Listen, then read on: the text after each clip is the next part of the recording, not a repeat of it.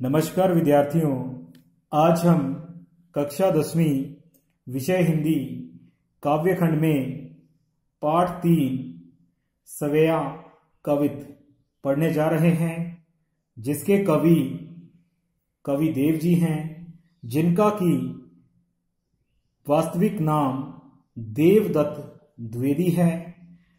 इनका जन्म सन 1673 ईस्वी में और मृत्यु सन 1767 ईस्वी में हुई। यदि भाषा की बात की जाए तो इन्होंने यह सवेया और कवित ब्रज भाषा में लिखे हैं। चलिए पहला सवेया पढ़ना आरंभ करते हैं।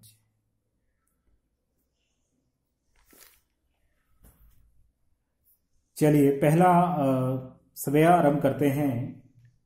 पायनी नुपुर मंजू बजे कटी किंकनी कै धुनी की मधुराई, सांवले अंग लसे पटपीत ये हुलसे वनमाल सुहाई, माथे क्रीट बड़े दृग चंचल मंद हंसी मुख चंद्र जुनहाई, जय जग मंदिर दीपक सुंदर व्रज दुल्हा देव सहाई। प्रसंग इस तरह से रहेगा। व्याख्या हेतु प्रस्तुत सवेया हमारी हिंदी की पाठ्य पुस्तक क्षितिज भाग 2 में से लिया गया है। इसके कवि देव हैं और इसमें भगवान श्री कृष्ण के राजसी रूप सौंदर्य का वर्णन किया गया है। चलिए आरंभ करते हैं। पायनी नुपुर मंजू मंजे कटी किंकनी की धुनी की मधुराई। पायनी नुपुर, पायनी हुआ पाँव में, नुपुर हुआ घुंघरू या पाजेब, मंजू सुंदर बजे। कवि देव जी कहते हैं कि जब श्री कृष्ण चलते हैं तो उनके जो पाँव में पाजेब बधी है उससे बहुत ही सुंदर ध्वनि उत्पन्न होती है। कटी किंकनी, कटी हुआ कमर और किंकनी हुआ करघनी, कमर में बांधा जाने वाला एक आभूषण, कै ध्वनि की ध्वनि व आवाज मधुराई। यहाँ पर कवि देव जी कहते हैं कि श्री कृष्ण की कमर में बंधी हुई करगनी बहुत ही मधुर आवाज उत्पन्न करती है। सांवरे अंग लसे पटपीत, श्री कृष्ण के सांवरे हुआ सांवले अंग, शरीर के अंग, लसे शोभा देते हैं, पट हुआ वस्त्र, पीत हुआ पीले। श्री कृष्ण के सांवले शरीर पर पीले रंग के वस्त्र बहुत अधिक शोभा देते हैं। हिय हुलसे वनमाल सुहाई, हिय हुआ हृदय में, हुलसे हुआ आनंदित करना, वनमाल हुआ फूल और पत्तों की माला, सुहाई शोभा देती है। यहाँ पर कवि देव जी कह रहे हैं श्री कृष्ण के हृदय पर फूल और पत्तों की माला शोभा देती हुई आनंद उत्पन्न कर रही है।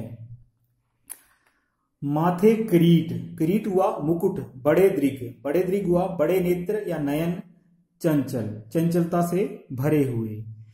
माथे किरीट, श्री कृष्ण के माथे पर मोर मुकुट शोभा दे रहा है और उनके बड़े दृग चंचल, और उनके जो नेत्र हैं वह बड़े बड़े हैं और उनमें चंचलता का भाव भरा हुआ। मंद हंसी मुख चंद जुनहाई हुआ चांदनी। यहाँ पर कवि देव जी कहते हैं कि श्री कृष्ण की मंद मंद हंसी उनके चांद जैसे सुंदर चेहरे पर चांदनी की तरह फैल गई है।